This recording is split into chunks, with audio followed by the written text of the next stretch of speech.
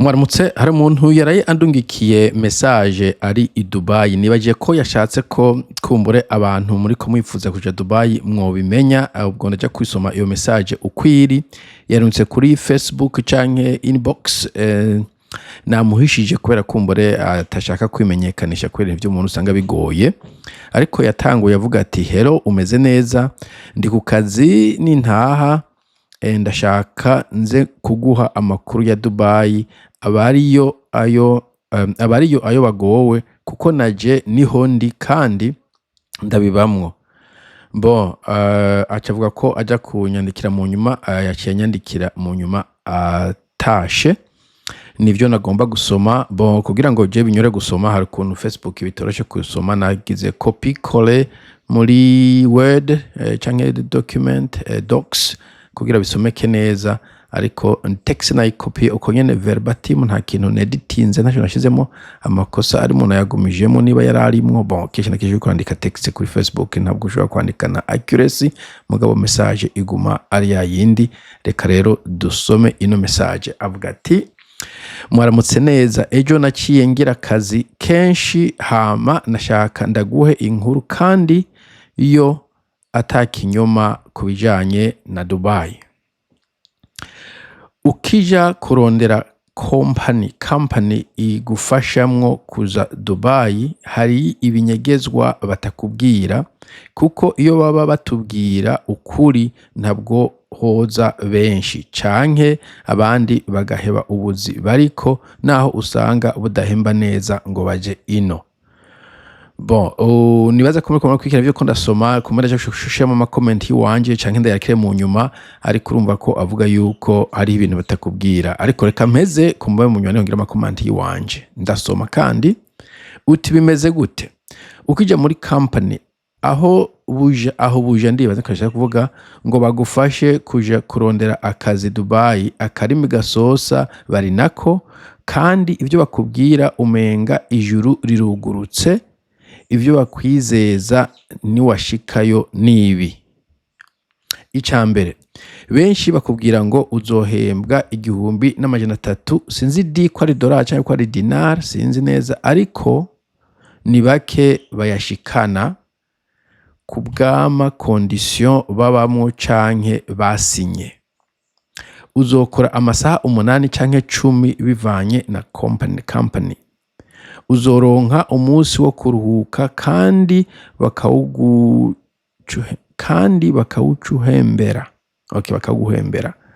Loyer de placement, cuisine, gaz free. Donc ibi nivyo bakwemera, kuzohemba 13,300, kuzoronka amakora amasaha 8 canke 10, ko uzoronka umunsi wo kuruhuka kandi bakaguhembera, ko kandi loyer de placement donc aho uzoba n'ivyo gutembera no guteka kuri gaze ariko buntu. Ubundi bintu bine. Reka irihe rero amahera urihe kumenyesha kuvuga, reka urihe rero amahera bagusaba ngo uraciye. Twibuke ko plus uriha make plus condition zo kubamwo n'agashahara kagorana gusumba. Uragiye urafashe indege urageze Dubai. Icantangaje ku bwanje nkigera ku kibuga c'indege Dubai nahashitse 4h, tongenaza ko ari saha 10 zo mu gitondo. Uwuza kuntora ndamwandikira ambwira ngo 6h azobaje. 6h zigeze nti none ugezehe, ngo ndaje 7h 8h 10h 12h. Numva ko hashika midi saa 6 ataraboneka kandi yashitse saa 10 z'ijoro. 4 saa 10 z'ijoro, yes. Nangura kuba stressé, kandi n'abandi twari tuzananye nabone baje kubatora batevye. Ndabura amahoro, ndacaja phone iruzura, ndamurondera nka 2h, donc hashitse saa 8, anyishura ngo agira ashike, yaje gushika 4h PM, donc amasaha 12 akwiye umuntu aharuye to 4h à 4h. Burya yanyeretse ubu boss mu ma 20h mwijoro ndushe, ndushe ntanafunguye meze nabi. Jeez, abantu ni inkozi z'ibibi pe. Bukeye tuja mu vyo kurondera impapuro kugira baduhe ID nibaza ko ari identity card, identity sinzi ko aba ari ikarata babaha canke ikintu nk'ico. Soir aca anjana sur cumba muri camp ahandi hasanzwe haba abandi bakozi, sinzi ko ari camp cumba. Bo nguku rero aho umutego udufatira. Twaragiye dushitse nka 21h, donc ni saa 3 z'ijoro je pense. Burya twaruriye umuduga anjana ahantu hiherereye kure, azana impapuro ngo sinya kontra. Bikuru muri ivyo natahuye. Okay, iyi ni doji ndaje kugaruka mu comment. Okay, icambere zana passport ni jewe ndabibika boss. Iyo ni irigo mu bihugu bizima. Ibihugu by'abaraboneza ko bakunze kufata baretwa nta passport, it's your paper, your document. Nta numwe yaje kwa passport kize kumbura leta ku mpamvu icanyiriye. Ukwezi kwa mbere ntuhembwa. Donc iyo bise ngo ni free lodge, ivyo bintu vya free umva ko baca bayakuramo. Uzondiha ide 2510. Donc naza ko iyo ID ucuyiriha 2500 zo kwa amafaranga yo muri Dubai dollar whatever. Uhevye akazi uzoriha company 6,000, usivye ku kazi uzokatwa 50. Bagusaba ku kazi kameme ya usivye ku kazi birumvikana. Burya kubera uba udafise aho urara narasinye nti ibindi nzobijamwo mu nyuma. Bo nta shwa uba ufise mu bisanzwe. Sinatevye gutangura akazi chaque jour 3h30 du matin. Donc umva ko tangura saa 9:30 zo mwijoro. Boje no camfa umvye saa 9 pe. Uba ugiye ku kazi bivanye n'urugendo canke bisi ufata akazi gatangura 6h30 7h, donc nahantu ugena nk'amasaha 3. Okay, ikijanye no guhemba ukwezi kwa mbere ntuhembwa, hageze yaho uhembwa bakarenza ko 15 jours. Okay, enfin umva niko bimeze ntiho bihindura mugabo nuko ugenda ubitahura uvyumva, kuko ntibakubwira ubujumbura kugira ngo ugende baronka amafaranga bajya bose bari mu bintu byo kurya abantu. Ikibabaje sikindi, hari abantu usanga bafise ababose bimbwa, hakubahemba baca bigira mu bihugu bavamwo nka Pakistan and ugasanga umaze ukwezi ata ID ufise. Umva ko muri ababose b'abahini n'Abapakistan yabajya abantu n'ubwoko bubipe mu bintu byo gukoresha. Man, ibibazo abantu baje Dubai bakunze kugira, icambere gufatirwa passport. Ico pe je numva ari cyaha giko mu bihugu biri democratic kidakogwa. Ica kabiri kudahembwa neza. Ica gatatu kutaronswa ID. Ica kane kumara igihe atakaza ufise. Ica gatanu kutavuzwa. Ica gatandatu gusinya amasezerano y'ikinyoma. Icindwi gutagira ikigo bituramwo iyo habaye bituramwo iyo habaye ihohoterwa, nko kubura umushahara, kutavuzwa, kutaruhuka. Ico mumenya nuko abarundi bagenzi bacu nibo batabwiza ukuri abaza kubw'inyungu zabo. Nta muntu numwe avugisha umuntu ngaha Dubai kuko barya baje kuma mikro nibo bene gucinyiza umurundi mwene wabo. Bajya kuma mikro. Donc okay, je sinkunze kuba personal. Hari umugabo munini akunze kuvuga kuri ku gaciro no kuri umukubito. Niwe nantange kwiyumvira ko aserukira abarundi ariwe nk'ibi bibazo baba bitura. Bon, je sindamuzi, sinzo ko bakora pe, ndakunda kwataka abantu mugabo je muntu ndacu ndamwumva ko atagenda muzi ko je no sais pas nza ko yashatse kuvuga ko donc aba bari ko bavuga kuri mikro bajya baba microphone. Donc abantu bari ko barakoresha ama interview ku YouTube baba nk'abo nyine bavuga ko baserukira abarundi babana babandi baba baserukira amashira hamwe urumva ko baba babiko barabijyamwo kandi wana mu Burundi ko hari ikintu c'agacinyizo cyo kuvuga ati ukagizogira icyo uvuze iki nizokiguha tuzoguca umutwe tuzogwirukana ibintu nk'ivyo benshi baca baceceka canke abarundi bafise ninzi kavuga ati bon nanjye nabiciyemo nawe nuzubinyuremwo ibintu nk'ivyo canke agira isoni ryo kuvuga ko abayeho nabi ivyo birumvikana. So ku bantu bari Burundi jewe sinomenya ingene mu Burundi ama conditions de travail ameze bon ibundi je nahavuye nkiri ntaratangura gukora antuka muri secondaire sinzi ingene abakozi bakora abantu babakingira je ibihugu ndimwo ibihugu biteye imbere uhere mbere muri South Africa ufise akazi kazima haba amategeko agukingira urasinya contrat izwi i contrat zose ziba zishimikije amategeko y'ico gihugu araba kazi ntushobora gusanga umuntu ngo uzoza ukora amasaha arenze ayo ayemewe n'amategeko donc niyo contrat nabo bayandika baguma bayishira muri iyo framework ya legislation y'akazi nta muntu ashobora kuvuga ngo uzoja koza imodoka iwanje niba ashobora kwisha muri contrat njo gituma kenshi naje contrat ntazo nsoma kubera mbanzi yuko amategeko yabaheje kandi kindi iyo contract itubaje amategeko y'igihugu nyuma bakabibona nubwo warasinya avuga ati kubera iki wasinyishije uri umukoresha ugashiramo ibintu biri kure n'amategeko astire ntabwo yovyitwaza ngo nuko wamaze gusinya. So rero sinzi comment nogira numva ko ashatse kuvuga abari mu mukagenda mubizi icyo ni kimwe ikindi sinzi ko mushobora kwiyorganiza kumva no ikintu kimeze nka sendika namwe ndakuvuga kuri baje abantu baje muri Arabie Saoudite neza ko abantu baje muri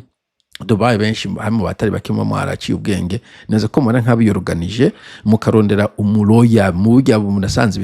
biba bikomeye umukarondera umuntu w'umuroya mkumbure mukavuma mu muhemba ujya muterateranije umwe 10 wundi 10 hanyuma ukavuga ati bo umuntu uzazoshika duhe 10 ni mukeneye kuba couvert na law hanyuma uwo muroya akazara baburanira ayo ma contract ivyo byo gusinyira mu kuzimu ayo n'amakosa akomeye cyane ama contrat mugenda gusinya muri office y'umuntu ikenshi kwanza nkino duteye imbere barayiguha ukayitahana akaguha nk'indwi yo kuyisinya bona kubwira mbere ati genda urondera umuroya imbere yo kuyisinya kugira ngo utahure kuri kusinya ivyo meze mugabo ibihugu byazungu baradusize ibihugu by'iwacu barabona abana birabore n'ibintu cyo tuma twaba mu ntambara n'abantu b'inzigo n'abantu bakadoruvayo mugabo kenshi na kenshi urumva ko n'abarundi turi mu bahohotera bene wacu. Mbo rero sinzi ingene novuga ico novuga nsubiye inyuma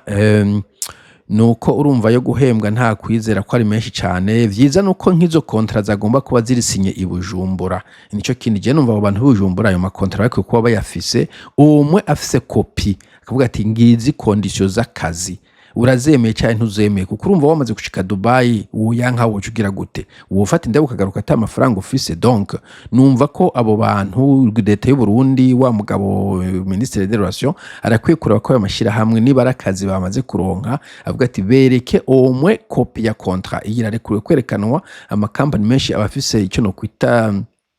template canke template y'akazi kenshi muri Dubai ndazi ko Dubai ari gihugu giteye imbere Emirates kirafise contrat y'akazi novuga generique bakabona uko ariko mvuga na company kuronde mukozi yo contrat agomba kuyaba uvuze uti Jesse ndaye bon Jesse ndaye nikim bon ikindi iyo contrat mva mu masaha tuza gukora yo nago nyene agomba ko yanditse muri nta muntu agomba kuhindura amasaha aguhindurira ko bo aho neza ibintu ko mukora ko neza ko bashaka abantu bazimbutse amafaranga abari menshi kumure kuri ha rent nico tuma bapangisha kure cyane y'umuji kugira ngo muvyuke kare pana kugira ngo muvyuke kare ni nk'ubu dufate abantu bakubaka mu irohero woshima ko umukozi bamwirohero ngo avyuke mu gatondo acashikira ku kazi mugabo urumva ko umukozi ntibishoboka ucuja kumupangira hejuru muri Bujumbura rirara kabari wazarazinduka mbo ivyo numva ko uko bimeze donc usanga nk'ama quartier kumbara hamwe ibikorwa byinshi batashobora kuba yabaha ko bashaka ahantu bazimbutse. Bon rero ikindi mvuga niki icaba abantu abarundi ibintu vy'amasaha kirazira ko umuntu akurindira amasahane ibi bintu ni stupide ibintu by'abarundi n'ibintu by'ubujinga iyo kuri aeroport uhururutse muzorabe musanga hari pancarte abantu bavuga hari kwizina ry'umuntu rimwe ariko na company ya logo kubera uri mu professionnel abantu umva nije nibaza yuko aya makampani barungitse afise mu representer wabo hari ya muri Dubai akaba ari we aja kubakira yagomba kuba yashyize hajya yavuze ati ndegishika 4 heures aba hari agenda kurikina kwanza niba indege kibazo yagize hari gihe usanga hari tableau kuri aeroport canke urwibere muri kuri internet kandi uti indege nta kibazo yagize ivuye Nairobi sinzana umuca ahitishika 4 heures ubu hari wowe umurindiriye si wakurindira asohoka avanye iby'amizigo ashitse hanze asanga n'agapankarte umurindiriye niko abazungu bakora niko abantu bakize bakora ibintu by'u Burundi tuzoguma turi nyuma niyo ugiye hanze ukaguma urabara abantu b'ingiji ibintu byo kurinda amasaha 2 3 4 5 werende amasaha ashika 12 ibi c'est trop ridicule. OK, donc nkibi inama futi wa muntu yagukoreye bo abantu ahubwo dukwiye kurondera ko muri platform tukabandagaza ko abantu n'abantu bakoresha amafuti menshi. Bo icya kabiri agushikanye 4 pm bo akoretse boss 20h aba boss bakora amasaha 20h du soir abona n'aba boss ba penjere go sinzi ngene bakora mu masaha yo mu bara mu bigo vyinshi ku mugoroba ntaje kuryama barakora ku mugoroba akaja kuryama ibintu bikuba mu masaha y'akazi. Dubai kumbare ntisinzira mais still man umuntu avuye ku rugendo rurerure yiriwe yicaye kuri aeroport aho yotashe muhira agafata douche akajya mva nibana mugaburiye yagomba kwishika muhira 4h akavuga ati we fata douche hanyuma uruhuke ejo mu gatondo nzuza gutonda kujana mu biro usinye kwa boss niko mu bisanzwe je numva umenga mu barabo naho ni nane bako baronda ba esclave burya birabure twe twaragowe tuguma turaba esclave n'aba esclave no muri iki gihe imagine ntiwariye wiriwe mu ndege murazi mu ndege ne uruha wicaye utuguru gutya aha nigi utajya bijya bintu kubera buri kura moving abantu bafite na motion sickness donc usanga afite ibintu vya nausea ari mu ndege canke bijya byo ntibimuryohere no kuvuga mu bigo civilize ari n'abazungu badusigiye uhacitse uko vyagomba kumera ideally yari urugendo rurerure wariye akakujana ahantu rira ukajya kuko you are client warisha amafaranga abantu bakora amafaranga akakujana ukarya akakwereka uryama ugafata douche hanyuma ejo akareba muja muri ivyo vy'ama contract. Anyway, rero ibintu mbonye ivyo nshoboye gusamamo ushobora kwasamamo ibindi ni kimwe icambere nuko passport ntabwo bagomba kuyikwaka mu vy'ukuri. Ibi bivuga ngo zana passport nkayibika boss nabwo afise ububasha bwo kubika passport ibintu sinibaza ko mu bihugu bizima bihere. Encore je ndaba mu bara mu Rwanda ko ari nasty nibaza ko mu bihugu biteye imbere nta muntu akubikira passport. Bo icya kabiri ukwezi kwa mbere ntuhembwa amafaranga bagiye he muri contract babirimwo ababundi bari babwira yo bakavaringa ibiki ivyo byagomba kuba biri clair ahantu vyanditse ko ukwezi kwa mbere uzoba uri kurahya iki kintu niki bagize ikintu itemized iki item yindi kuyindi. Bo icya gatatu ID ibihumbi 2,500 encore ndi gufata ibitigiri uko navyandikiwe ashobora kuba yihenze mugabo nimba bavuze ko baba bakwemereye kuzoruhembwa 1,300 nawe nyine numva ngo ntibayaguhe no kuvuga kumbura guha 1,000 gishira 1,200 no kuvuga ID na amezi 2 ya ID pour dire que umva na amezi 2 n'ukwezi utahembwe amezi 3 ntuhembwa. Je numva umengo ubwo onuburetwa burenze nta kintu ca ID wokorera amezi 3 ni modoka se. Je numva naho harimo ikintu cy'ubusuma en principe amwe que ibiharo yibeshe kumbure ibari 13,000 hariya hejuru hanyuma abakari 2,500 cyo gikobwo ko ID kumbura n'imisi ngahe yakazi mu gapana amezi 2 ukorera ID ukwezi kumwe ntuhembwe hanyuma ukoze ibiharo kandi udufashe kuhembwa 1,200 anko nifande gusoma kabisa ibi bihari uko vyanditse aho nibeshe ntimumbeshuze canke mumbeshuze muga mukoreje bitegiri kuko je ibintu byo nakoresheje n'ivyo nahawe nukuvuga aha na ufate ko 1,200 dufate nukuvuga ana amezi 5 uhevye akazi uzocubara amezi 5 none je numva ari menshi cyane et puis woba wayakuye nkamwe woba uhevye akazi amezi 5 tarakwira nubwo yakwiye iyo wishuwe 1,200 amwe urayajya ibindi n'ibindi. Bon, aya 50 y'uwasivye je ne sais pas sinzi yuko mu bihugu civilize turafise ikintu bita sick leave imisi ushobora kugwara ça dépend ibihugu novuga ko twebwe ari mike ugereranije par exemple na Africa du Sud ino dufite imisi 5 canke 10 5 je crois. Bo iyo misi no kuvuga urashoboye kuba urwaye iyo misi urayihemberwa sinzira ko muri ibi byo gusiba ku kazi ibyo kugwara biba birimwo bo hashobora kuba n'indi misi mu bihugu bimwe ushobora guhemberwa wasivye ku mpamvu y'icanye iriya bo sinzira ko ico gihe niyo wagwaye kuca bagutwara ukatwa 50. Bamuga uvyumenga ntibiteye ubwo wageranije na kujya kuntu najye yande twabonye siyo kwa natari makiyi ku munsi kuko niba uhembwa 1,300 ugabanye n'imisi 30 dufate gukora imisi yose, usanga en principe aya madolari ari menshi, amadinari je ne sais pas. Anyway, ayo sinoyavuga ko vyinshi kuko ntatahura neza ntuzeye amategeko y'akazi kahariye. Ikindi constat nuko aya masaha yo gucommutinga ari menshi cane, numva baba bari kure cyane yaho bakorera, donc nukubiraba navyo kubishoboye, kubera niba uvyutse buri munsi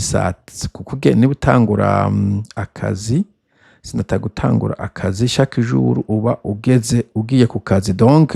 no kuvuga niba buri saa 9 ukabura vyutse ugira ushobora kuronka umwanya wo kwiyoga quickly, hanyuma 30 cyusohoka, no kuvuga ko wewe ugenda amasaha menshi wicaye kumbore ugashika ku kazi usa n'uwarusha ufise n'ibitirotiro, niba ukora nk'iki edoze ko kiruhisha abantu magiye kuri construction site, kuri ahantu hari construction, hanyuma mu gutaga committing ya nyene ugashika mera warushe, ntawuze kuja no guteka ibyo kurya biri substantial, uje gusanga kumbure ufise ntuzeye consequence ku buzima bwawe. Encore une fois nje naza kwizi atari kazose, naza kwiri ari umuntu ategereye ahantu akorera, kumbure mu mpinyuza bari muri Dubai ko novuga ko ari generalize ko abantu benshi baja gukora kure yaho baba kugeza uku. Je numva amasaha 3 arenga uri kura commutinga na 3 mu bus yo kugaruka n'amasaha 6, umva ni nk'imusi wose uba wononye uri mu ibarabara, ndoba ntibavyoroshe. Ivy'ukwezi kwa mbere udahembwa birashoboka ko udahembwa ukwezi kwa mbere mugabo bakayaguhemba mu kwezi kugira kabiri, kumbure bimwe aho bakora i Burundi vyakimire. Je ndafise ama recommandation amwe kumbere ntashoboka kubera circonstance mu Burundi turimwo, aho hakora umuheto na ganza sabwa, kumbure muri Saudi Arabia canke muri Dubai niko kuko nyene, surtout iyo bazi kuri umwirabura uva mu gihugu cago kandi ukenye. Abantu baba Pakistani n'abahindi nabo nyine baradusuzugura, en fait burya abantu bakunda kuvuga ngo abahindi n'abashinwa n'ibiki ntabwo badufata neza. Donc jewe ico mbona ideale ikintu cagomba gukorwa nuko abo bantu barokita abantu i Dubai, yo murokita ariko yamuronkeje akazi, ntuje kwicara Dubai amezi 2 utararonka akazi, ico gihe urumva kiretse mu abivuganye ko ugiye kurondera akazi, muvuze nti kigo twakurongera akazi ukamuha amafaranga yuko yakuronkera akazi, il faut ko kaba kari bakanaguha na kopi ya contrat. Ego contract ntabwo woyisize lazima ngo usinyire i Bujumbura, bishobora kuba na Bujumbura amategeko y'ibihugu ko udasinya contrat mu kindi gihugu, nubwo bitagomba kuba bibujijwe, ariko ukaronka kopi ukanayitahana iri mu Congereza, kandi umuntu w'icongereza akagusobanurira ukumva kuyitahuye kandi kuvyemeye, ufise n'ububasha bwo guti je ndahinduye sinshaka kugera kuri amasaha 18 n'importe quoi. Ivyo ukafise iyo contrat iriko information zose uzohembwa ku ID, ivyo ntagire ikintu kiba surprise ushitse Dubai. Ico ni kimwe. Ica kabiri bakarondera ikintu ca legal assistance, umuntu w'umu avocat d'une manière d'une autre mushaka ko muhemba cyangwa mushaka kuronka pro bono. Neza ko pro bono mutomuronka muri Dubai hari très actif, ariko neza ko muyishize hamwe mugakora kumanisha icyaka cya gatatu, mugakora sendika, mugakora nkishira hamwe ibyo tubona y'u Burundi ko mushaka kuza murakotiza 3-5, mugafite umuntu unovuga umuritainer umuroya kuri retainer mugize ikibazo muca mubwira, cyangwa ashobora kuba advice akavuga ati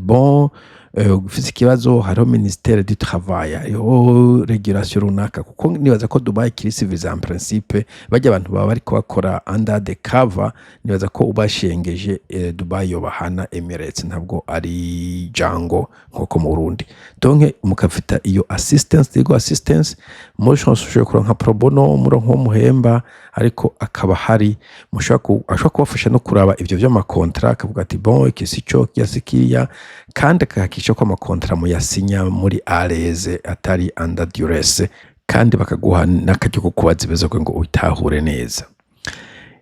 Ndabisubiyemo icambere uko mufite iyo kopi ya contrat, no kuvuga uva mu Burundi iyo contrat ihari canke bakubwiye ko nta kazi karuka menya ingene uja kwisambira wenyene, ko murondera umuntu abasambira umurigo sorovu canke abahantuze assistance legale kugira bamenyeshe tubanye n'amategeko akora. hanyuma icya gatatu ko mukora sendika, icya kane ikintu cyitwa forum ishobora kuba na WhatsApp group cyangwa cyane Facebook group. Nimubwire Facebook group abarundi bakora Dubai. Okay, kumbe genzo batangura Facebook group mu joining. Abarundi dukora Dubai Facebook group abantu ba joining. Hanyuma muhana ama exchange muvugana musoko kibazo je nshitse Dubai nabuze umunanyakira ndabigenze gute je Dubai bansinye contrat mugabo ndabigenze gute ushe gusanga ari abakoresha bariko bayiba abantu kwere kutamenya mugabo mundi gube kubwira ati bon twebwe byaradushikiye ncamamagara uyu muroya naka cyamamagara department nini baciye bantunganiriza donc mugire forum muze mureshanja ama ide mu barundi mwe ubu tugeze ahantu uteye imbere kirazira ko en fait tuguma dukora nko muri kahise ka kera.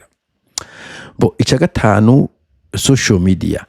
canke izi za YouTube mu bindi bihugu nje nkunze kuraba ibyo ndi interesse nsanga nkubu nkeneye kuja muri Japan, nkeneye kuja muri China, nkeneye kuja kwiga icyongereza muri Vietnam, nkeneye kuja muri Philippines, hariho YouTube channel nka 10-20 ziba ziriko zigisha ivyo bintu, bamwe babiciyemwo babikoze canke abandi bakirikora bikora akakubwira ati what it is to teach, kwiga icyongereza muri Japan bimeze gute. Hari abazo nsanga bashyize ko amadetaye yose sindigera nita kuri Middle East ko nagiye numva gushaka kujayo, mugabo ndazi yuko nkeneye kuja kwigisha icyongereza muri Vietnam cyangwa muri China cyangwa kurondera akazi muri Japan cyangwa gutembera muri Philippines. Haba hari amacano menshi cyane menshi muri Amerika Latine n'ahandi haba hari abantu exclusivement ariyo niche. Donc nashaka navyo nyene kumbure urabe niba tamuntu arabikora abantu bakunda kuvuga ngo bakora YouTube, tangura YouTube kumbure we niba udakora ayo masaha menshi utaje ku mugoroba bavuga uti bon akazi muri Dubai bimeze kunuko ibibazo nk'umugabo yavyanditse akaba yavyanditse kuri Facebook cyangwa kuri YouTube. Donc murabe yuko hariho ama social media ama YouTube azaravuga ivyo bintu je ndaza kubona umenga abanyarwanda baganeye bariko baravuga ubuzima bwo Dubai komsa mukabuhanahana mugatanga information. Okay. Ikindi kija nico nuko nawe wosoma amategeko karaba ko ushobora kubona amategeko muri Dubai. Burya amategeko agiye usanga yumvikana avuga umukoresha nagomba gukora kunuku eske kukugumeza passport birarekwe muri Dubai, widodoza mvyo kwidodomba hehe, ivyo nk'ivyo tuzakufise ubwo bubashe bwo kubibaza no kubikurikirana. Bo icya gatandatu kandi ukamenya aho ushobora kuripotinga baba abantu b'abarundi tukaba dushobora kugenda kuri wa mushikiranganje canke kuri ambassade canke consulat tukaraba yuko dushobora kuripota jewe ibintu sindi happy kuripota zo umuryango cyane kuba jewe ibintu simumva ko bitomoye canke hayo kintu mu mategeko je byo twari twasinye sivyo nabonye hakaba ari ikintu cha whistleblowing cyo kubwira abantu autorité bo hejuru bo kesho bako bafatanya na gouvernement ikumbe cyo naco kibazo umuntu acagira muga kumbure muri Dubai hashobora kuba hari ukuntu ushobora kuripotinga umuntu whistleblowing umukoresha wi Dubai nawe b'abarundi afete bagiye kubona nyine bafite amasezerano n'abe Dubai bagiye barakora amakosa abo keshi na keshi bacatangura kuzabaravanwamo nuko amategeko atabarekurira ko bakora ivyo bishakiye. Bo nivyo je mbona mu Burundi kumbure ujya mugaba represent diaspora mu karaba ko kumbure nawe uzarabafashamo kuko we ndiva ivyaho ababizi iyo kontra kumbure mukabasaba yuko amfete buri muntu wese ahabwa akaryo ko gusoma iyo contract nayimucisha akavuga ati bon ikintu cyumvikana ikintu cy'umuntu yongereye ko bon Uburundi nkuko navuze ambassadeur consulat sinzi uko mushaka kuba contact mukabwira twe turagira nibibazo twashaka turabe ko muri office yanyu hari umuntu uzarahatura ibibazo afise kuko urumva ibi gusa ahantu umuntu aba yijanye ni masezerano bagiraniye igihugu ku kindi no kuvuga leta ntiyagomba kwigufunga amaso yagomba kubijamo kubera n'amasezerano pays bilateral nibaza bagiye barasinyiranira. Donc hakaba ikintu cha feedback loop aho abantu bashobora kuvuga bon je nagiye Dubai simerewe neza akagwa feedback akavuga impamvu ishobora kuba ari wowe utakoze icyo bita due diligence wavuze kugiye gukora ubuyede kandi utabwigere ukora ku gipawa ukize gutanga kugira amabavu ivyo birashika akaba ari kusage wawe ariko binashika yuko baba kwemera kuzohembwa 3,000 ugacembwa 1,000 ico gihe baguhenze haba hari ibintu by'amatrisheri haba ibintu bagusondetse ukaronka akajya ko kwidodomba akajya ko kwitwara. Ikindi barundi ask questions ariko n'abantu batabaza ibibazo abo bantu barukita abantu n'abantu nk'abandi ntabwo ari Imana kandi bariko gukoresha kandi ntabwo baguhemba umuriyoni ataco wakoze ni ukubabaza ibibazo iki kimeze gute iki ko nacumva twereke kontra gene ziba zimeze muri Saudi Arabia bakora ngahe binaniye nzokora he ntaronse akazi bigenda gute ndenganije uzokwitwara kwande ivyo bibazo ugomba kubibaza ugomba kuvyandika ukabibaza gugoringa nyene akazi gakokwa mu bihugu biri developer Dubai ki hagomba mu bihugu biri developer cyo kimwe n'umuntu agiye gukora je ne sais pas Tanzania kurima. Okay. Icanyuma nabonye icubuvuzi. Ico cubuvuzi neza kuvuga kuri Saudi Arabia na byo muri Saudi Arabia mukwiye kukirondera ikintu ukuntu mu gitoro muti. Ubiye mu masezerano leta ikorana kumbure bavugana yuko Dubai cyangwa ivyo bihugu bizoza bivura abo bantu b'abakozi nk'abene gihugu ivyo birashoboka kumbure Dubai ntavyo shobora kubera ari nini cyane kandi jya mu bantu benshi mugabo kubera ari amasezerano abandi bagiye muri Dubai baratunze bagiye mu holidays cyangwa mu business nticobuza ko leta ivuga ati bon ikibazo dufise ngaha abantu bacu baragwara murashobora kubavura ku buntu nkuko muvura abandi bantu babarabo ivyo birashoboka c'est pas très grave ntabwo barungika mu Burundi abantu ntabwo barungika muri Dubai abantu bagwaye umuntu agwara nibakiyi bagwara kubera nuva ko genda abantu b'inguvu bo canke bakarondera assurance iri negocier harimo discount kubera muri benshi keshi the numbers zirakora muri benshi mukarakoma mufise insurance ariko na cyane hakarimo provision yuko ugwaye hariho sick leave ivyo yani nibaza ko bikoma ko mu bihugu vyinshi igafumi ba unpaid mugabo ntibaguca amande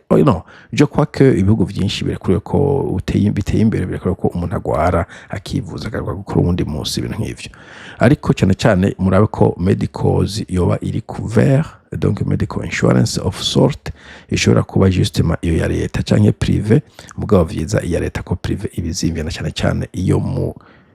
uzomarayo imisi myinshi cyane bo numva ari ivyo mbona kutavuzwa donc nico navuga ko mukwiye guhagurukira mu karaba ko harimo ikintu kiri mu contract muri contract kizwe neza ingene umuntu avuzwa ko kugwara n'ibintu vyama vyabaye abantu bose bisabwa ko urenze igihugu ciwanyu ucutezwa ku ufise assurance travel insurance kubera iki kugwara c'est très normal gukomereka ku kazi c'est turi muri construction ivyo birakunze gushika ibintu nk'ivyo mbo ikigo donke mwituramo nacumva nimwe mu gabuye ibintu vyinshi mutihagurukiye ngo mu fighting for your rights nta bandi benshi bazobikora mu vyukuri ibi igituma ubona hari amasendika y'ibina biriya kenshi no kugira ngo bishire hamashoye kwigwanira nta yindi nzira ihari bo amareta yatanatwitayeho nabo nyene kumbure mu mashiko pression peut-être ariko hanini mukwiye kwikordona mu karaba kuntu yabiyo diaspora burundaise idashoboye mu karondera yindi organisation mushobora gukora ziraza mu mite diaspora kubera diaspora kenshi abantu batandukanye hari abaje kuri business hari aba visiteur hari abantu babene gihugu bashimye indaro hari abaje kurongora cyangwa kurongorwa mwebwe mukamuga twe dukeneye groupe yiwacu gusa y'abantu tuje gukora temporairement muri Dubai kubera tubona ibibazo nibi witekeye y'abantu bashashe bashise tumenya ko bafite ibibazo bafise tubaha information hanyuma kandi nuhamaze igihe agize ikibazo aronko hitura ivyo birashoboka iyo mugize a good number na cyane mu bihugu biteye imbere murafita a voice ijwe bo icanyuma kumbure murabe ko hariho amantuzo ya ma group human rights groups ziri muri Dubai mubabaze yuko bashobora kubafasha kugira ngo bibe clair ibintu vy'amakontra ibintu byo kugwara ibintu byose ko mufise ikintu kibazazaniye bashobora kubafasha kuboriyanta ingene mu gitomora. Bo, je nivyo navuga uyu munanduke message yakoze komusetoronse umuco lumière ingene ibintu vyifashe ariko nta nyishu mfise nkuko navuze usivye izo suggestion natanze zimwe mushobora kuzikora mwebwe izindi byose bako ari amareta na organisation muga nko twatubizira ateye Burundi iri dysfunctional iri incompetent donc organisation aja profitamo kuko amwe bafise amaliye nabo cyangwa akabahemba donc ntivyoroshe ariko bisako mwihagararako. Voilà, mugira umunsi mwiza tuzosubira. Bye bye.